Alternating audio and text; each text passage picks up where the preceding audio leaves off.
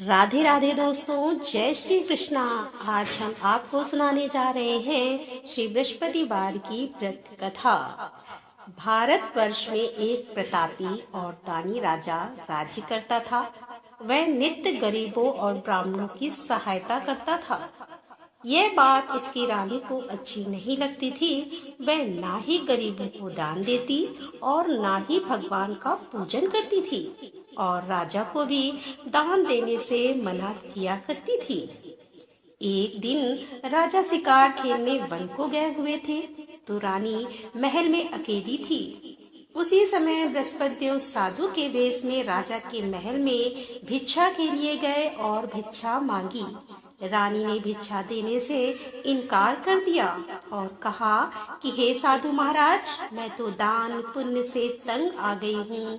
मेरा पति सारा धन लुटाते रहते हैं। मेरी इच्छा है कि हमारा धन नष्ट हो जाए, फिर ना रहेगा बांस और ना बजेगी बांसुरी। साधु ने कहा कि देवी, तुम तो बड़ी विचित्र हो।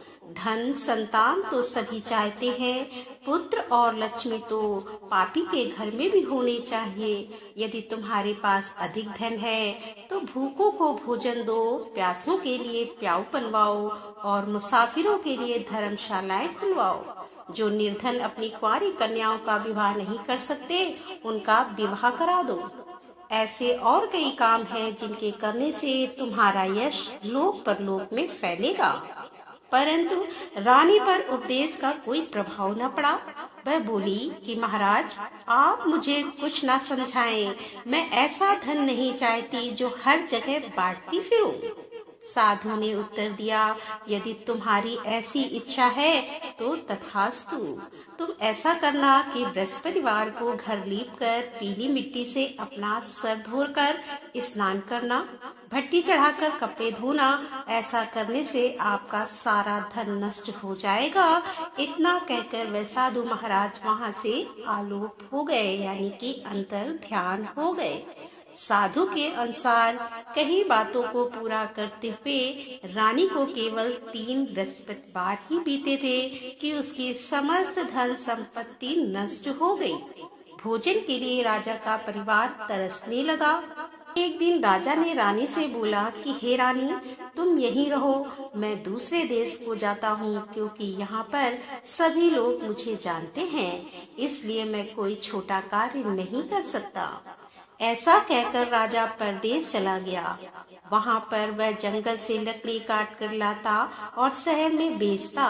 इस तरह वह अपना जीवन व्यतीत करने लगा। इधर राजा के परदेश जाते ही रानी और दासी दुखी रहने लगे। एक बार जब रानी और दासी को 7 दिन तक बिना भोजन के रहना पड़ा, तो रानी ने अपनी दासी से कहा कि हे दासी, पास ही के नगर में मेरी बहन रहती है, वह बड़ी धनवान है। तू उसके पास जा और कुछ ले आ, ताकि थोड़ी बहुत गुजर बसर हो जाए। दासी रानी की बहन के पास गई। उस दिन गुरुवार का दिन था और रानी की बहन उस समय बृहस्पतिवार व्रत की कथा सुन रही थी। दासी ने रानी की बहन को अपनी रानी का संदेश दिया, लेकिन रानी की बड़ी बहन ने कोई उत्तर नहीं दिया। जब दासी को रानी की बहन से कोई उत्तर नहीं मिला तो वह बहुत दुखी हुई और उसे क्रोध भी आया। दासी ने वापस आकर रानी को सारी बात बता दी। ये बात सुनकर रानी ने अपने भाग्य को कोसा। उधर रानी की बहन ने सोचा कि मेरी बहन की दासी आई थी, परंतु मैं उससे नहीं बोली, इससे वह बहुत ही दुखी हुई होगी। कथा सुनकर और पूजन समाप्त करके वह अपनी बहन के घर आई और कहने लगी कि हे बहन, मैं बृहस्पतिवार का व्रत कर रही थी। तुम्हारी दासी मेरे घर आई थी, परंतु जब तक कथा होती है तब तक ना उठते हैं और ना ही बोलते हैं, इसीलिए मैं नहीं बोली। कहो दासी क्यों गई थी? रानी बोली, बहन तुमसे क्या छिपाऊं, हमारे घर में खाने तक को अनाज नहीं था। ऐसा कहते कहते रानी की आंखें भर आईं। उसने दासी समेत पिछले 7 दिनों से भूखे रहने तक की बात अपनी बहन को विस्तार पूर्वक सुना दी। रानी की बहन बोली, देखो बहन, भगवान बृहस्पति देव सबकी मनोकामनाओं को पूर्ण करते हैं। देखो, शायद तुम्हारे घर में अनाज रखा हो। पहले तो रानी को विश्वास नहीं हुआ, पर बहन के आग्रह करने पर उसने अपनी दासी को अंदर भेजा तो उसे सचमुच अनाज से भरा एक घड़ा मिल गया। यह देखकर दासी को बड़ी हैरानी हुई। दासी रानी से कहने लगी कि हे रानी, जब हमको भोजन नहीं मिलता था, हम व्रत ही तो करते थे, इसीलिए क्यों ना इससे व्रत और कथा की विधि पूछ ली जाए, ताकि हम भी व्रत कर सके। तब रानी ने अपनी बहन से बृहस्पतिवार व्रत के बारे में पूछा। उसकी बहन ने बताया कि बृहस्पतिवार के व्रत में चने की दाल और मुनक्का से विष्णु भगवान का केले की जड़ में पूजन करें तथा दीपक जलाएं। व्रत कथा सुने और पीला भोजन ही करें, इससे बृहस्पति देव प्रसन्न होते हैं। व्रत और पूजन विधि बताकर रानी की बहन अपने घर को लौट गई। 7 दिन के बाद जब गुरुवार आया तो रानी और दासी ने व्रत रखा। घुड़साल में जाकर चना और गुड़ लेकर आई। फिर उसने केले की जड़ तथा विष्णु भगवान का पूजन किया। अब पीला भोजन कहाँ से आए, इस बात को लेकर दोनों बहुत दुखी थी। चूँकि उन्होंने व्रत रखा था, इसीलिए बृहस्पति देव उनसे प्रसन्न थे। इसीलिए वे एक साधारण व्यक्ति का रूप धारण कर 2 थालों में सुंदर पीला भोजन दासी को दे गए। भोजन पाकर दासी प्रसन्न हुई और फिर रानी के साथ मिलकर भोजन ग्रहण किया। उसके बाद वे सभी गुरुवार को व्रत और पूजन करने लगी। बृहस्पति भगवान की कृपा से उनके पास फिर से धन संपत्ति आ गई, परंतु रानी फिर से पहले की तरह आलस्य करने लगी। तब दासी बोली, देखो रानी, तुम पहले भी इसी प्रकार आलस्य करती थी। तुम्हें धन रखने में कष्ट होता था, इस कारण सभी धन नष्ट हो गया, और जब भगवान बृहस्पति की कृपा से धन मिला है तो तुम्हें फिर से आलस्य होता है। रानी को समझाते हुए दासी कहती है कि बड़ी मुसीबतों के बाद हमने यह धन पाया है, इसीलिए हमें दान पुण्य करना चाहिए, भूखे मनुष्यों को भोजन कराना चाहिए और धन को शुभ कार्यों में खर्च करना चाहिए, जिससे तुम्हारे कुल का यश बढ़ेगा, स्वर्ग की प्राप्ति होगी और पितृ प्रसन्न होंगे। दासी की बात मानकर रानी अपना धन शुभ कार्यों में खर्च करने लगी, जिससे पूरे नगर में उसका यश फैलने लगा। बृहस्पतिवार व्रत कथा के बाद श्रद्धा के साथ आरती की जानी चाहिए और इसके बाद प्रसाद बांटकर उसे ग्रहण करना चाहिए। एक दिन राजा दुखी होकर जंगल में एक पेड़ के नीचे आसन जमाकर बैठ गया। वह अपनी दशा को याद करके व्याकुल होने लगा। बृहस्पतिवार का दिन था। एकाएक उसने देखा कि निर्जन वन में एक साधु प्रकट हुए। वह साधु वेश में स्वयं बृहस्पति देव देवता थे। लकड़हारे के सामने आकर बोले कि हे लकड़हारे, इस सुनसान जंगल में तू चिंता मग्न क्यों बैठा है? लकड़हारे ने दोनों हाथ जोड़कर प्रणाम किया और उत्तर दिया कि महात्मा जी, आप तो सब कुछ जानते हैं, मैं क्या कहूँ। यह कहकर रोने लगा और साधु को अपनी आत्म कथा सुनाई। महात्मा जी ने कहा कि तुम्हारी स्त्री ने बृहस्पति के दिन बृहस्पति भगवान का निरादर किया है, जिसके कारण रुष्ट होकर उन्होंने तुम्हारी यह दशा कर दी है। अब तुम चिंता को दूर करके मेरे कहने पर चलो तो तुम्हारे सब कष्ट दूर हो जाएंगे और भगवान पहले से भी अधिक संपत्ति देंगे। तुम बृहस्पति देव के दिन कथा किया करो। 2 पैसे के चने मुनक्का लाकर उसका प्रसाद बनाओ और शुद्ध जल से लोटे में शक्कर मिलाकर अमृत तैयार करो। कथा के पश्चात अपने सारे परिवार और सुनने वाले प्रेमियों में अमृत व प्रसाद बांटकर आप भी ग्रहण करो। ऐसा करने से भगवान तुम्हारी सभी मनोकामनाएं पूरी करेंगे। साधु के ऐसे वचन सुनकर लकड़हारा बोला कि हे प्रभु, मुझे लकड़ी बेचकर इतना पैसा नहीं मिलता जिससे भोजन के उपरांत कुछ बचा सकूं। मैंने रात्रि में अपनी स्त्री को व्याकुल देखा है। मेरे पास कुछ भी नहीं जिससे मैं उसकी खबर मंगा सकूं। तब साधु ने कहा कि हे लकड़हारे, तुम किसी बात की चिंता मत करो। बृहस्पति के दिन तुम रोजाना की तरह लकड़ियां लेकर शहर हो जाओ और तुमको रोज से दुगना धन प्राप्त होगा, जिससे तुम भली भांति भोजन कर लोगे तथा बृहस्पति देव की पूजा का सामान भी आ जाएगा। इतना कहकर साधु अंतर्ध्यान हो गए। धीरे धीरे समय व्यतीत होने पर फिर वही बृहस्पतिवार का दिन आया। लकड़हारा जंगल से लकड़ी काटकर किसी शहर में बेचने गया। उसे उस दिन और दिन से अधिक पैसा मिला। राजा ने चना गुड़ आदि लाकर गुरुवार का व्रत किया। उस दिन से उसके सभी कलेश दूर हुए। परंतु जब दोबारा गुरुवार का दिन आया तो बृहस्पतिवार का व्रत करना भूल गया। इस कारण बृहस्पति भगवान नाराज हो गए। उस दिन उस नगर के राजा ने विशाल यज्ञ का आयोजन किया था शहर में यह घोषणा करा दी थी कि कोई भी मनुष्य अपने घर में भोजन ना बनावे, ना आग जलाए। समस्त जनता मेरे यहाँ भोजन करने आए। इस आज्ञा को जो ना मानेगा उसे फांसी की सजा दी जाएगी। इस तरह की घोषणा संपूर्ण नगर में करवा दी गई। राजा की आज्ञा के अनुसार शहर के सभी लोग भोजन करने गए, लेकिन लकड़हारा कुछ देर से पहुंचा। इसीलिए राजा उसको अपने साथ घर ले गए और ले जाकर भोजन करा रहे थे तो रानी की दृष्टि उस खूंटी पर पड़ी जिस पर उसका हार लटका हुआ था। वह वहां पर दिखाई नहीं दिया।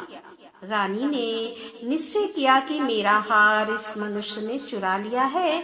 उसी समय सिपाहियों को बुलाकर उसको कारागार में डलवा दिया। जब लकड़हारा कारागार में पड़ गया और बहुत दुखी होकर विचार करने लगा कि ना जाने कौन से पूर्व जन्म के कर्म से मुझे यह दुख प्राप्त हुआ है, और उसी साधु को याद करने लगा जो उसे जंगल में मिला था। उसी समय तत्काल बृहस्पति देव साधु के रूप में प्रकट हुए और उसकी दशा को देखकर कहने लगे कि अरे मूर्ख, तूने बृहस्पति देव की कथा नहीं करी, इस कारण तुझे दुख प्राप्त हुआ है। अब चिंता मत कर, बृहस्पतिवार के दिन कारागार के दरवाजे पर 4 पैसे पड़े मिलेंगे। उनसे तू बृहस्पति देव की पूजा करना, तेरे सभी कष्ट दूर हो जाएंगे। बृहस्पति के दिन उसे 4 पैसे मिले। लकड़हारे ने कथा कही। उस रात बृहस्पति देव ने उस नगर के राजा को स्वप्न में कहा कि हे राजा, तुमने जिस आदमी को कारागार में बंद कर दिया है वह निर्दोष है, वह राजा है, उसे छोड़ देना। रानी का हार उसी खूंटी पर लटका है। अगर तू ऐसा नहीं करेगा तो मैं तेरे राज्य को नष्ट कर दूंगा। इस तरह रात्रि के स्वप्न को देखकर राजा प्रातः काल उठा और खूंटी पर हार देकर लकड़हारे को बुलाकर क्षमा मांगी तथा लकड़हारे को योग्य सुंदर वस्त्र आभूषण देकर विदा कर दिया। बृहस्पति देव की आज्ञा के अनुसार लकड़हारे अपने नगर को चल दिया। राजा जब अपने नगर के निकट पहुंचा तो उसे बड़ा ही आश्चर्य हुआ। नगर में पहले से अधिक बाग, तालाब, कुएं तथा बहुत सी धर्मशालाएं, मंदिर आदि बन गए थे। राजा ने पूछा कि यह किसके बाग और धर्मशालाएं हैं। तब नगर के सब लोग कहने लगे यह सब रानी और बांदी के हैं। तो राजा को आश्चर्य हुआ और गुस्सा भी आया। जब रानी ने यह खबर सुनी कि राजा आ रहे हैं तो उन्होंने दासी से कहा कि हे दासी, देख राजा हमको कितनी बुरी हालत में छोड़ गए थे। हमारी ऐसी हालत देखकर वह लौट ना जाएं।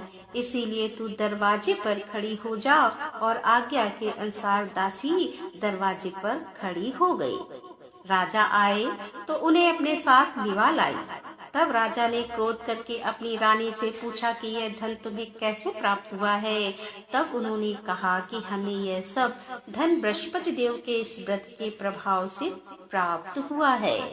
राजा ने निश्चय किया कि 7 रोज बाद तो सभी बृहस्पति देव का पूजन करते हैं, परंतु मैं प्रतिदिन दिन में 3 बार कहानी तथा रोज व्रत किया करूंगा। अब हर समय राजा के दुपट्टे में चने की दाल बंधी रहती तथा दिन में 3 बार कहानी कहता।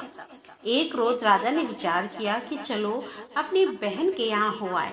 इस तरह निश्चय कर राजा घोड़े पर सवार हो अपनी बहन के यहाँ चल दिया। मार्ग में उसने देखा कि कुछ आदमी एक मुर्दे को लिए जा रहे हैं। उन्हें रोककर राजा कहने लगा कि अरे भाइयों, मेरी बृहस्पति देव की कथा सुन लो। वे बोले, लो हमारा तो आदमी मर गया है और इसको अपनी कथा की पड़ी है। परंतु कुछ आदमी बोले, अच्छा कहो, हम तुम्हारी कथा भी सुनेंगे। राजा ने दाल निकाली और जब कथा आदि हुई तो मुर्दा हिलने लग गया। और जब कथा समाप्त हो गई तो राम राम करके मनुष्य उठकर खड़ा हो गया। आगे मार्ग में उसे एक किसान खेत में हल चलाता मिला। राजा ने उसे देख और उससे बोले कि अरे भैया, तुम मेरी बृहस्पतिवार की कथा सुन लो। किसान बोला, जब तक मैं तेरी कथा सुनूंगा तब तक 4 हरया जोत लूंगा। जा अपनी कथा किसी और को सुनाना। इस तरह राजा आगे चलने लगा। राजा के हटते ही बैल पछाड़ खाकर गिर गए तथा किसान के पेट में बड़ी जोर का दर्द होने लगा। उस समय उसकी माँ रोटी लेकर आई। उसने जब ये देखा तो अपने पुत्र से सब हाल पूछा और बेटे ने सभी हाल कह दिया। तो बुढ़िया दौड़ी दौड़ी उस घुड़सवार के पास गई और उससे बोली कि मैं तेरी कथा सुनूंगी, तू अपनी कथा मेरे खेत पर चलकर ही कहना। राजा ने बुढ़िया के खेत पे जाकर कथा कही, जिसके सुनते ही वह बैल उठकर खड़े हुए तथा किसान के पेट का दर्द भी बंद हो गया। राजा अपनी बहन के घर पहुंचा। बहन ने भाई की खूब मेहमानी की। दूसरे रोज प्रातः काल राजा जगा तो वह देखने लगा कि सब लोग भोजन कर रहे हैं। राजा ने अपनी बहन से कहा कि ऐसा मनुष्य है जिसने भोजन नहीं किया हो, मेरी बृहस्पतिवार की कथा सुन ले। बहन बोली कि भैया, ये देश ऐसा ही है कि पहले यहाँ लोग भोजन करते हैं और बाद में अन्य काम करते हैं। अगर कोई पड़ोस में हो तो देखाऊं। वह ऐसा कहकर देखने चली गई, परंतु उसे कोई ऐसा व्यक्ति नहीं मिला जिसने भोजन ना किया हो। अतः वह एक कुम्हार के घर गई जिसका लड़का बीमार था। उसे मालूम हुआ कि उनके यहाँ 3 रोज से किसी ने भोजन नहीं किया है। रानी ने अपनी भाई की कथा सुनने के लिए कुम्हार से कहा। वह तैयार हो गया। राजा ने जाकर बृहस्पतिवार की कथा कही, जिसको सुनकर उसका लड़का ठीक हो गया। अब तो राजा की प्रशंसा होने लगी। एक रोज राजा ने अपनी बहन से कहा कि हे बहन, हम अपने घर को जाएंगे और तुम भी तैयार हो जाओ। राजा की बहन ने अपनी सास से कहा। सास ने कहा, हाँ चली जा, परंतु अपने लड़कों को मत ले जाना, क्योंकि तेरे भाई के तो कोई औलाद नहीं है। बहन ने अपने भैया से कहा कि हे भैया, मैं तो चलूंगी पर कोई बालक नहीं जाएगा। राजा बोला, जब कोई बालक नहीं चलेगा तब तुम ही क्या करोगी। बड़े दुखी मन से राजा अपने नगर को लौट आया। राजा ने अपनी रानी से कहा कि हम निर्वंशी हैं, हमारा मुंह देखने का धर्म नहीं है और कुछ भोजन आदि नहीं किया। रानी बोली कि हे प्रभु, बृहस्पति देव ने हमें सब कुछ दिया है, वह हमें औलाद अवश्य देंगे। उसी रात को बृहस्पति देव ने राजा से स्वप्न में कहा कि हे राजा, उठ, सभी सोच त्याग दे, तेरी रानी गर्भ से है। राजा की यह बात सुनकर बड़ी खुशी हुई। 9वें महीने में उसके गर्भ से एक सुंदर पुत्र पैदा हुआ। तब राजा बोला कि हे रानी, स्त्री बिना भोजन के रह सकती है पर बिना कहे नहीं रह सकती। जब मेरी बहन आए तो तुम उससे कुछ मत कहना। रानी ने सुनकर हाँ कर दिया। जब राजा की बहन ने यह शुभ समाचार सुना तो वह बहुत खुश हुई तथा बधाई लेकर अपने भाई के यहाँ आई। तभी रानी ने कहा कि घोड़ा चढ़कर तो नहीं आई, गधा चढ़ी आई। राजा की बहन बोली कि भाभी, मैं इस प्रकार ना कहती तो तुम्हें औलाद कैसे मिलती। बृहस्पति देव ऐसे ही हैं, जैसे जिसके मन में कामनाएं हैं सभी को पूर्ण करते हैं। जो सद्भावना पूर्वक बृहस्पतिवार का व्रत करता है एवं कथा पढ़ता है अथवा सुनता है, दूसरों को सुनाता है, बृहस्पति देव उसकी सभी मनोकामनाएं पूर्ण करते हैं। भगवान बृहस्पति देव की सदैव रक्षा करते हैं। संसार में जो मनुष्य शुद्ध भावना से भगवान जी का पूजन व्रत सच्चे हृदय से करते हैं तो उनकी सभी मनोकामनाएं पूर्ण करते हैं। जैसी सच्ची भावना से रानी और राजा ने उनकी कथा का गुणगान किया तो उनकी सभी इच्छाएं बृहस्पति देव जी ने पूर्ण की थी। इसीलिए पूर्ण कथा सुनने के बाद प्रसाद लेकर जाना चाहिए। हृदय से उसका मनन करते हुए जयकारा बोलना चाहिए कि बोलो बृहस्पति देव भगवान की जय, बोलो विष्णु भगवान की जय। तो दोस्तों, ये थी आज की कथा। कथा पसंद आई हो तो वीडियो को लाइक करें, शेयर करें और हमारे चैनल पर यदि आप पहली बार आ रहे हैं तो हमारे चैनल को सब्सक्राइब कर लें। तो मिलते हैं अगले वीडियो के साथ, तब तक के लिए राधे राधे, जय श्री कृष्णा, हर हर महादेव, जय भोलेनाथ की।